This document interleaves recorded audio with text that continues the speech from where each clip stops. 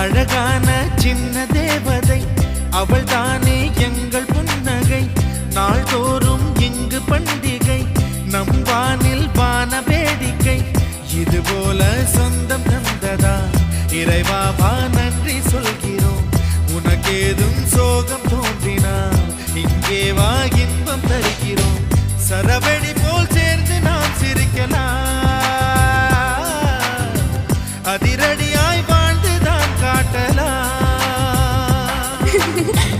அழகான சின்ன தேவதை அவள் தானே எங்கள் புன்னகை.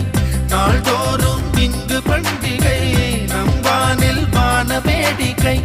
இது போல